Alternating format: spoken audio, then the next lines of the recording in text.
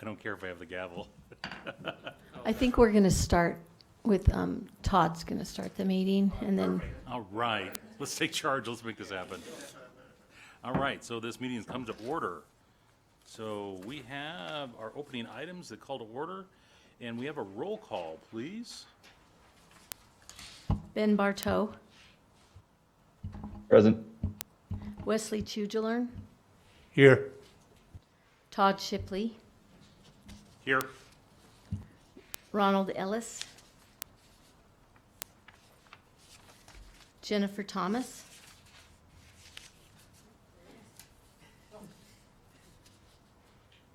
Vida Ozude, Here. and Nicole Lohr. Here. Okay, Ron's here now, so. Here.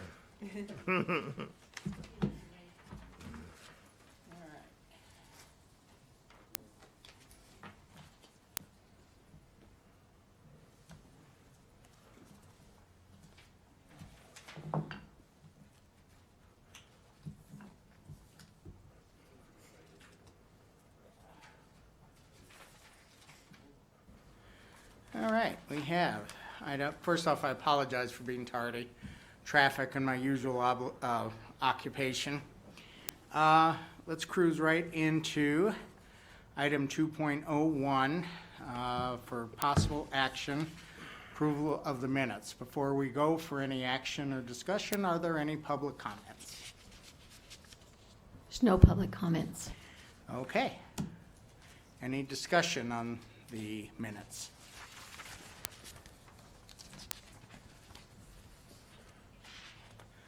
Okay, do I have a motion for approval?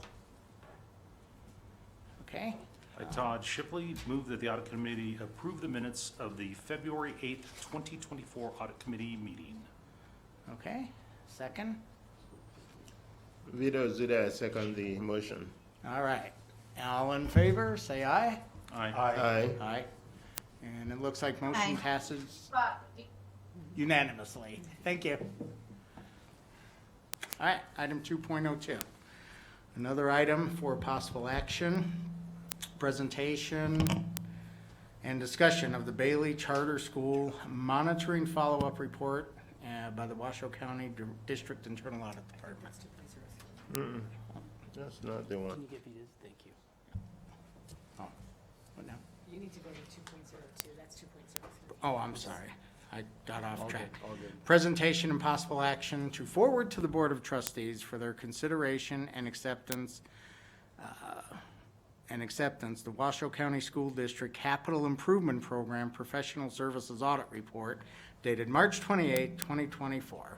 And is there any public comment on this item? There's no public comment. Okay, open for discussion. All right. Chair Ellis and members of the committee, Kirk Starkey, Chief Auditor for the record. Good afternoon. This is an item for possible action, so just, anytime during the presentation, don't hesitate to ask a question. It's not a problem. I'll give a little background on this one first. A while back, our office was requested to seek a third-party firm to audit the policies, procedures, and processes the district uses to administer the professional service providers, basically architects, engineers, and design firms, on its construction projects. Initially, we started working with a couple members of the Capital Funding Protection Committee to scope out the project, and afterwards we brought the proposed project particulars to this committee in May of 2022, and later the board as well, who eventually authorized the necessary monies to get the audit completed. We later prepared an RFQ, which is request for quote, and received competitive proposals from 4 firms. BDO was ultimately selected and has completed the work. BDO has been around for over 100 years, operating throughout the country, and also has a Reno office. A copy of the final report is included as part of your packet this evening. The project was an agreed-upon procedures review designed to provide independent assurance of the design and operating effectiveness of the district's financial and administrative controls around engaging, managing, and monitoring the professional service providers contracted to support on our capital improvement projects. BDO concluded that that the district's policies and processes in this area are adequately designed and operating effectively, and only identified 2 recommendations for improvement. The first recommendation, which is discussed on pages 9 and 10 of the report, centered on a discrepancy between the language in Admin Regulation 3323, which is professional services in the district, and the actual practices of the purchasing department. Here it was found the regulation was written for professional service consultants engaged for activities other than construction projects, and thus the expectations for informal RFPs for services between $25,000 and $99,000 does not apply to construction project consultants. The purchasing department is going to work to clarify the language in which services the regulation applies to. The second recommendation is discussed on page 14 of the report. BDO found that during their document testing work that one consultant's amendment form did not have the required deputy or chief facilities management officer's signature on a required form. In order to improve controls in that area, the facilities management officer plans to improve training, but will also implement a quarterly spot check on the forms. A few months after this report is accepted by the board, our office will start follow-up with the Capital Projects Department to determine whether the recommendations have been properly addressed. But overall, in our opinion, the results of this report positively reflect the district's efforts in managing the capital improvement projects in this area. And our department would like to thank the management and staff of Capital Projects Purchasing and the business office, along with BDO, for all the work and effort, as it was a lot of work, and there's other audits that they were dealing with, so it's much appreciated.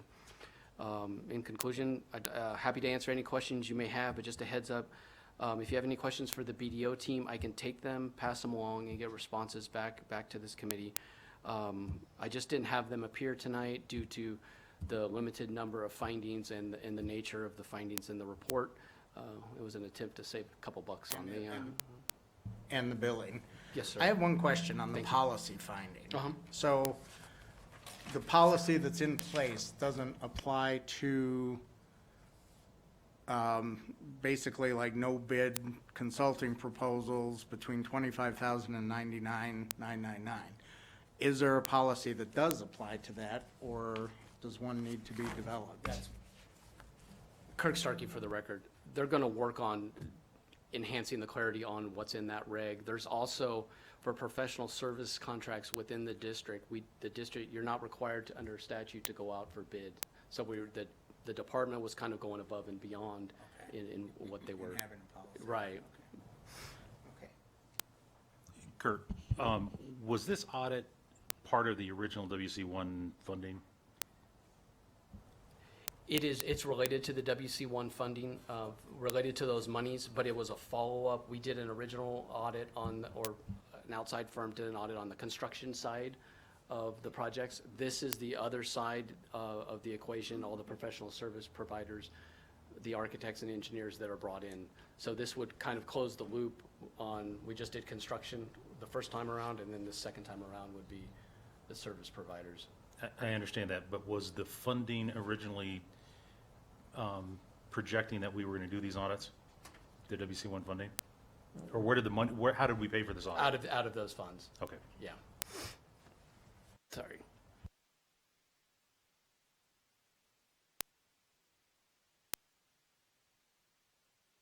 Any more questions, discussion? Okay. Ready to entertain a motion that we move the capital projects audit onto the Washoe County School District Board of Trustees. Motion? I'll motion, let's see.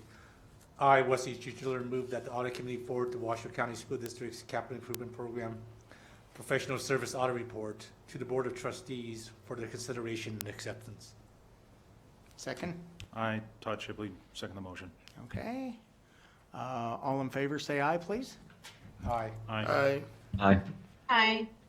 Any against? Okay, motion passes. Now, item 2.03, the presentation and discussion of the Bailey Charter School Monitoring Follow-Up Report by the Washoe County School District Internal Audit Department for information and discussion only. So,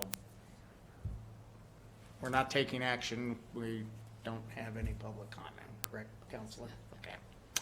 All right, Mr. Starkey, please.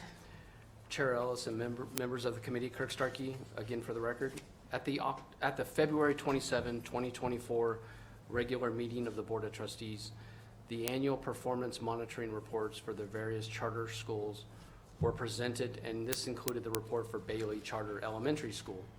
The annual performance report for Bailey noted 4 areas of noncompliance related to general accounting practices and fiscal management that arose from their annual financial statement audit. These areas were: 1, a lack of board of directors oversight, inadequate expenditure substantiation, inadequate disclosure of potential conflicts of interest, and segregation of duties issues. At that February meeting, the board requested our office to follow up on the sufficiency of any corrective actions that had been taken by the school and report back at an April meeting. We did that at the April 23rd, 2024 board meeting and presented the report that is included tonight as part of your packet. Although this is not an item for action, I thought we should give this committee a heads up of where we landed on this matter. I can go through any item in the report individually, but overall, the big picture, even though all the findings are not considered fully corrected at this time, our opinion would be that the school has taken some significant steps to remedy the deficiencies. Specifically, they fully remediated one item, which was to establish a finance committee, and they've held 2 meetings so far. That's a positive takeaway. While the other 3 items, at this time, they're all considered partially remediated because the school's newly crafted financial policies are still in draft form and they still need to go through that newly created finance committee and their board before they can be considered corrected. The school has a finance committee planned later in May and then a board meeting thereafter. But please note that shortly after that time frame, the school's fiscal year end will be coming to a close, which is June 30th, like ours.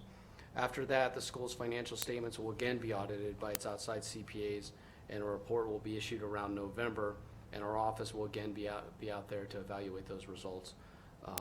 But that's kind of where they are right now from that last report. Happy to answer any questions you may have. I have a question, Mr. Starkey. Ron Ellis for the record. The partially remediated ones, it looked like, and we've been seeing this report probably for quite a few times, but they say it looks like they're going to make some more progress in May and then in the board meeting. 2-part question. Do you anticipate that they will be able to fully remediate these items where they're depending on this finance committee and the board meeting? And will you be able to follow up in time for our next audit committee meeting? Kirk Starkey for the record. Good questions.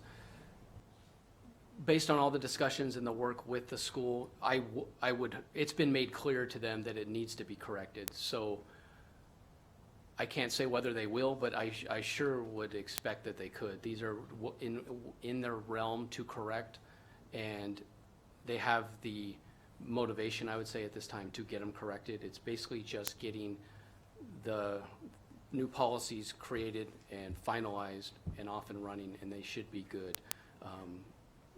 But as you guys know, there's a year time frame since the last audit and this audit that's going to be coming up here shortly. So what the CPAs, how they handle that without it being fully corrected for that year, it'll be interesting. But thank you. Any more questions? Todd? Todd Shipley for the record. Kirk, are you satisfied that their approach in the policies that they've written are going to remediate everything that they've got problems with? Kirk Starkey for the record. Yeah, great question.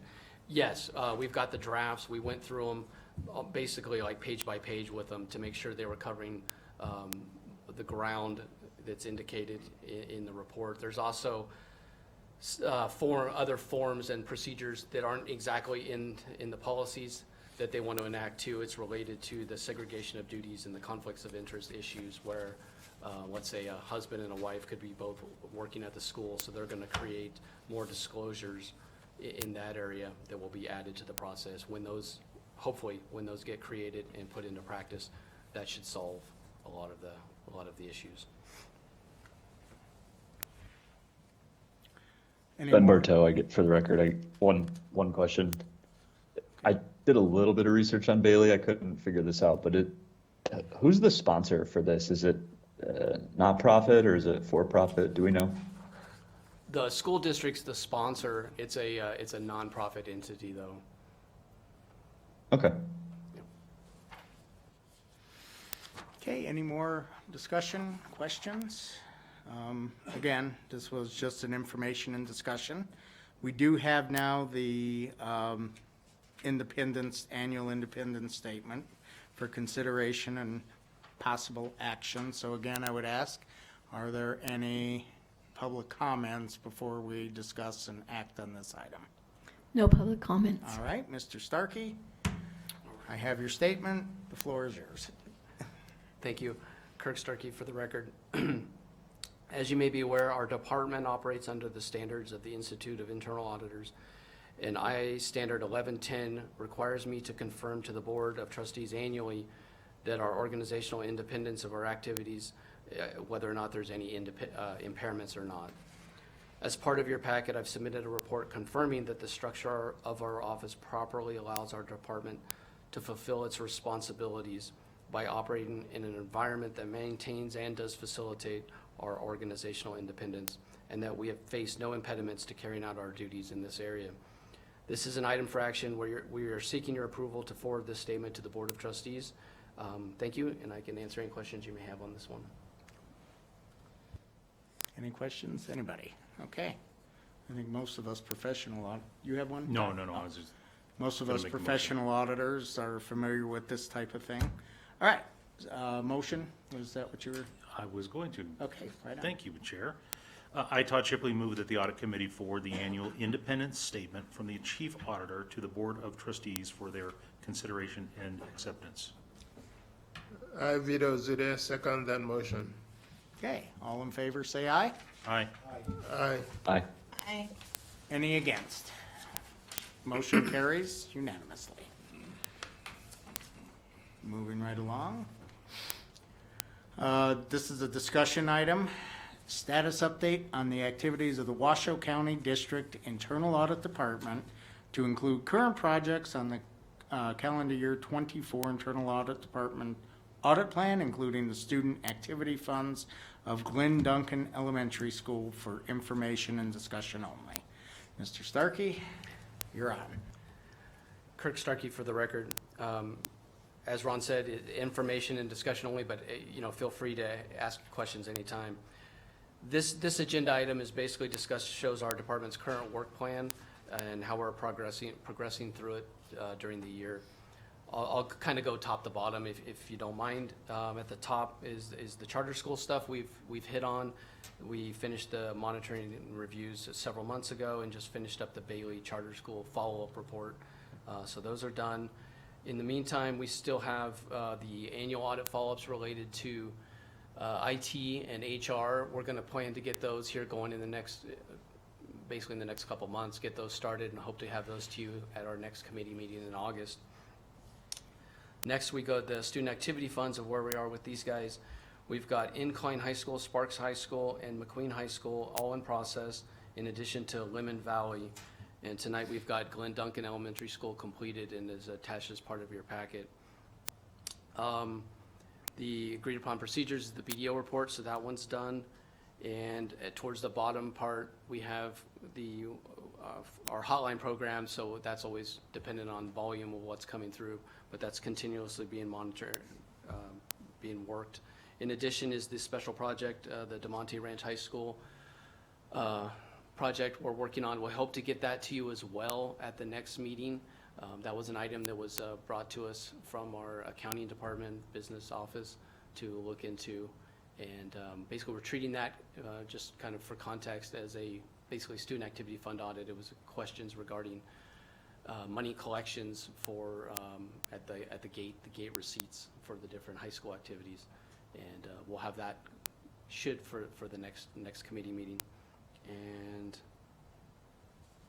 with that, one other thing as just a heads up item, when we bring the student activity fund audits, to let you know, we are tracking the type, the nature, kind of the frequency of the findings that we do find within these different audits.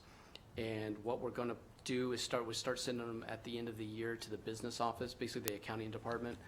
We give them a heads up of, hey, here's what we've seen throughout the years, and it gives them an idea of where they could focus their training efforts on and more, hit the bigger items that we keep seeing over and over during our audits. So maybe that'll help with those training classes that they put on for employees. And let's see, I got one other related to this item, is I want to give you a heads up. Although we've completed the capital projects, the BDO report, we're going to need to, we're still going to have obviously capital projects within the district as we go forward with the WC1 monies like Todd brought up. The cadence on that and the type of project scopes, we're going to work with the capital projects department to get their ideas on kind of what they're thinking from discussions with their capital, what do they call it? Capital Financing Protection Committee, with what they're looking for and our ideas. We'll put our heads together. We'll also come to this committee when we have some more information in that area, bring it to you for ideas as well, if you don't mind, get your input and guidance. And then we'll try and come up with a plan to have some sort of continual audits of either projects or activities within the capital projects of the district as we go forward. I don't plan to get that to you for the audit, next audit committee meeting in August, but the one after that, definitely would have planned to bring something to you to look through. And with that, I'm happy to take any questions on this one. Vida Zude, for the, I have a question and then I have a comment. My question is, is on the Glenn Duncan SAF audit. On the cash receipts, with no deposit reconciliation, non-use of cash count slips. And my question is, they said the principal and the secretary have come up with a system to streamline cash receipts. Can we hold that question for just a second? I think we just finished the audit plan and haven't moved into Glenn Duncan, or? It's part of Okay, it. okay. Yeah. All right, So, go right ahead. Yeah, so they said they have come up with a streamlined way of cash receipts. Did they disclose that to you guys, and did you review it, and is it something you agreed with? That's because it's not stated. Kirk Starkey for the record. Good question, Vita. Yes, when we sit down with them at the final closing conference, basically, and go through what we found, why we found it, why it's an issue, to kind of give them context. We also go back later, and when we get the responses and discuss, hey, what, because you're right, it's a little vague in the responses, but we've already confirmed with them how they're going to do it and the methodology. And yes, before we accept this, we know that the process is adequately set up. Yeah. Okay, thank you. Okay. My comment, I have a comment. My comment is on same Glenn Duncan, payment for services, non-employees. On the findings, the very first finding, it says a detailed review of account activity indicated one payment to an individual for services rendered totaling nearly $3,200. Now, the comment I have is, why is it nearly $3,200? Isn't it a specific amount that was paid? Because if you're making an estimate, you can say we estimate approximately this. I understand that. But when you have a payment, shouldn't it be the amount of the payment? Kirk Starkey for the record. I think on that one, we just, for sake of the report purposes, rounded it up and just gave a general number. But Matt may know, do you remember exactly? Kind of. That's exactly right. We rounded up on just a. Okay. Yeah, no, Yeah. if it's just the pennies, I can understand Yes, that. sir. But when I see nearly something, is it nearly 2,900 or 2,700? That's the confusing part for me. I got you. Kirk Starkey for the record. Yeah, yes, we just took the figure instead of having the cents and, the point, let's say 0.23 cents, we just said nearly, pick the closest number, just for reporting purposes is all. Okay. Yeah, Thank you. good question. My question on that first finding that talks about the field trips and not spending all the money within the year, and it says their response is basically, we'll find a way to spend it by the end of the year. Why not refund that to the parents that chipped in? Or did they not keep accurate enough records to? Kirk Starkey, for the record, what your proposed option it would be acceptable as well. Their proposed option is also acceptable. They're gonna, as long as the funds are going to be used for the students, we were considering that fine.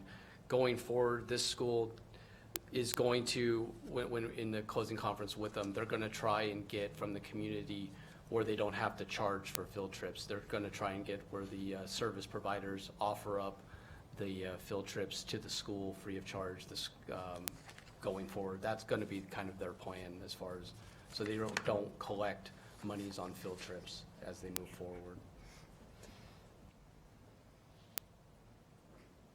Okay, any more questions? Yes. Yeah.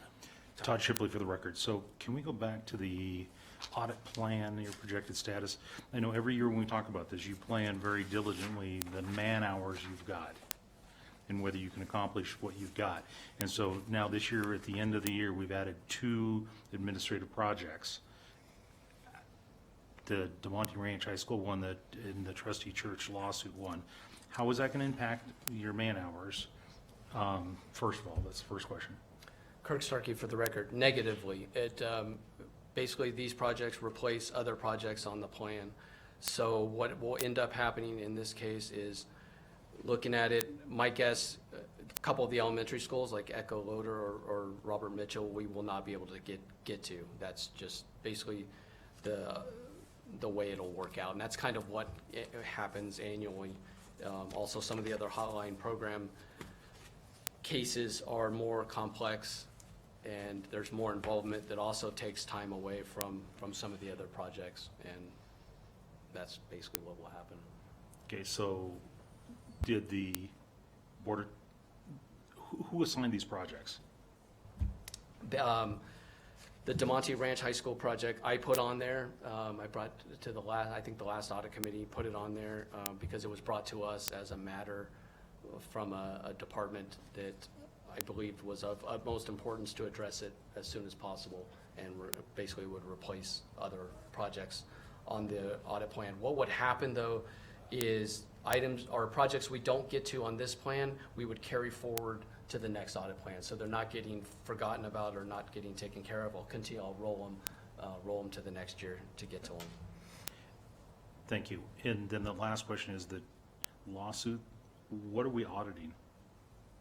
Kirk Starkey, for the record, we're not doing anything with that as a department. It's just, it's taking my time in responding to some of the stuff associated with this. That's about all. I just wanted to put it on there that it's going to chew time. Yeah, and that's always my concern is your time, because we've got finite amount Yes, that you sir. guys got to work with, so, all right, thank you. Thank you. So along those lines, Kurt,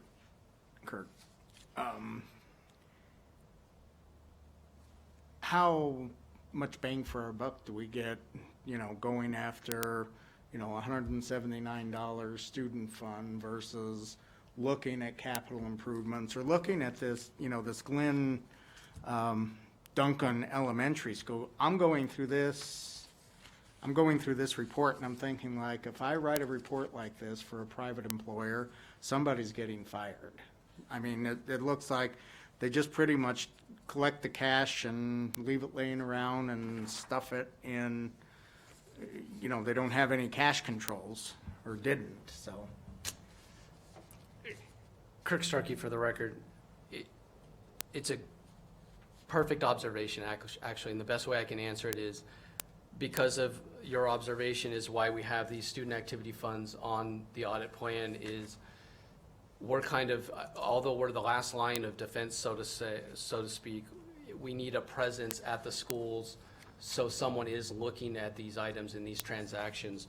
These are ones, when they're not done right, it's not only financially negative, it's also reputationally negative towards the district. So we figure, let's get some of these on here and try to work through these student activity funds. And the bang for the buck, I would hope as when we meet, especially like with the elementary schools, the bookkeepers and stuff, some of the goal is to explain why certain procedures are important and why we do them. So as they advance through their careers through the district, we would in theory have less issues as they move through their career, let's say at a middle school or high school, where there's many more transactions and more chance for harm to everybody, and or waste of public monies as well. So that's kind of the thought process on those. I've got one more question, if I may. So along those lines of internal audit, training people in financial controls, if you bring in a new secretary or new principal, is there any training program that you're aware of where they go through this as part of their training and ascension through the ranks to principal? Kirk Starkey, for the record. A lot of it, I would say most of it is more on the job when they arrive on the scene into the position. We do have, within the last year or so, we were able, well, not we, but the district funded a position within the business office, which is the accounting department, in relation to these student activity funds for training for the schools. And the plan is to have annual training or periodic training, but some sort of training program and plan so everyone attends and they can stay up to speed in that. That should help, training in that mechanism. And then we serve kind of as a backstop, like a follow-up, but it should be the initial training that gets put on by that department. Okay, very good. And then one last comment, when I look at the untimely bank deposits, I don't know if the district has got the capability or not, but you know how we can all take pictures of checks and deposit them to our account, and we can also do the same thing through various financial institutions where you can do a desktop type deposit. So maybe that's something to look into as far as a recommendation, along with the training as well. Good point. Okay. I will silence myself now. Anybody else have comments on that? No, this is one of these that's just Nicole close to my Lord. heart. Nicole Orr for the record. I think any auditor who read the Glenn Duncan audit report has a deep sigh of unhappiness. I will say that the demographic of that area and the socioeconomic graphic of the students in that area, it makes it hard. I mean, again, we talk about time and resources, and I don't want to make excuses for any principal, but my understanding is that this principal was new to the position. Hopefully they've learned, but I can tell you that is a tough area to teach in. My husband did his student teaching in that area, and I do think that the school is dealing with many, many other issues than depositing on time.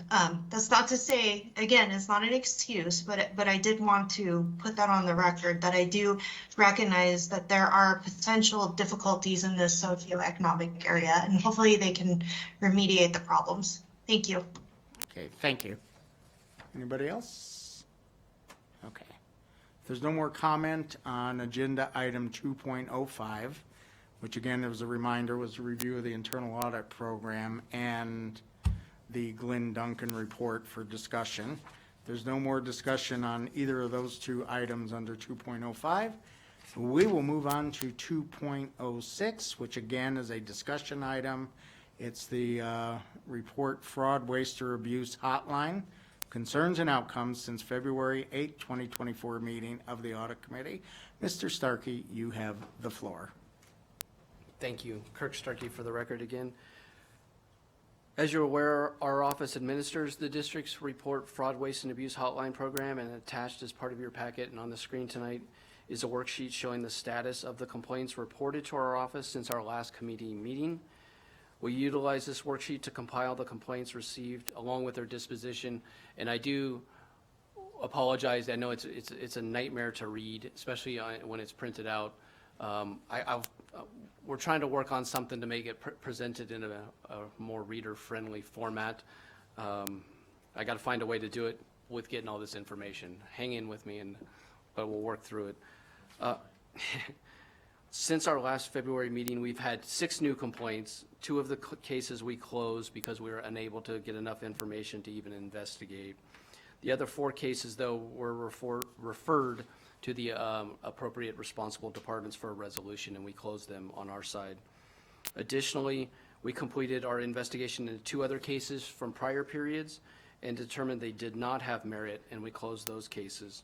Another case is basically on a legal hold status, and we'll have no further action on it until that process is concluded.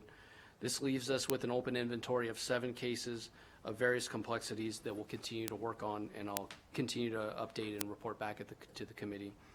At this time, I'll take any questions you may have on the program. Kurt, you probably can't say, but I'm just reading this and trying to understand, and I know you can't tell us the facts of the case, but how would a membership in a nonprofit organization be a violation of policy? Kirk Starkey, for the record, it's a great question. Sorry. And no, it's a great question. And to be honest, that's part of what I'm working through. The best I can say on that one is I'm trying to. I'll retract the question, sorry. Thank you. Vito Zidane for the record. Could it be because they're using the money that should have been going to the school? And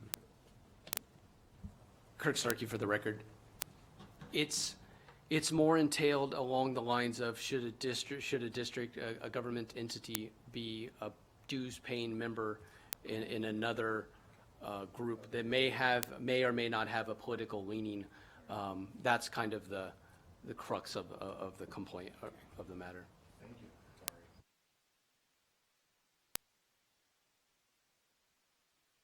I know that there's very little you can say about open cases, so, just tell us what you can, when they're closed. So, do you have anything more to report on this item? Because I'm ready to move on. Okay. And moving on to item 2.07, for information only, a presentation of the audit committee calendar for the year. Kirk Starkey, for the record again, last time of the night, so you don't have to listen to me anymore. This item is informational only, and we like to provide it to you as kind of a high-level preview of matters that will likely be discussed at the next committee meetings.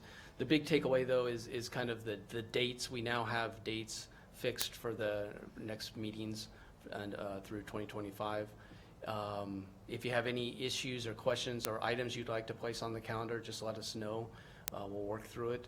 And the dates, though, the hard date on there, though, is the November 7th one because of the timeline regarding the district financial statement audit.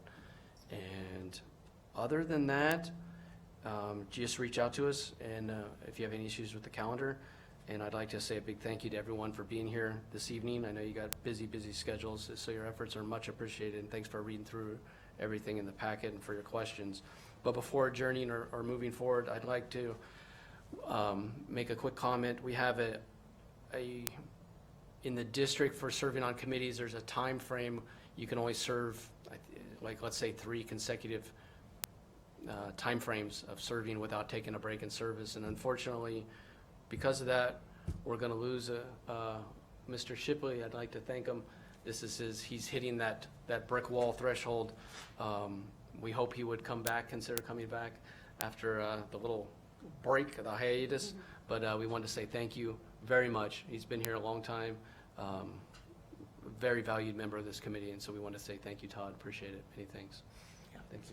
Thank you. Thanks, Todd.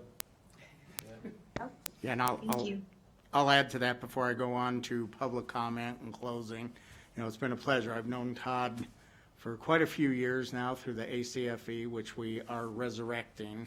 And it's been a pleasure serving with you. And, he also serves as vice chairman, as you know. He opened the meeting. So obviously that will be something that the members will have to consider who would like to serve in that capacity. And just for the record, what is the timeout? How many consecutive terms? Because I think It's Kirk Starkey, for the record. I think it's 3 consecutive 2-year terms, and then you have to take a 1-year break, and then you can be considered. So it's like 6 years? Yeah. Okay. So I got a couple more years before I'm off the hook. Okay. Okay, with that, our counselor over here is probably just like cringing. Going a little off topic. Sorry. We do that in public comment. We do that that was a public comment, so. So with the third, 3.01 is public comment, if there's any general public comments. And I would like to say, Gene has advised me in the past that I don't have to read the entire section. But I will note that there's a 3-minute timer on public comments, so we should probably enforce that if we so choose. Thank you. Any public comments? There's no public comment. Okay, with that.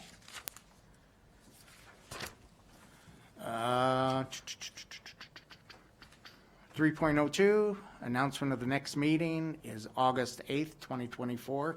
Gene? And at same time, 4 p.m.? Okay. And item 3.03, meeting adjourned. Thank you.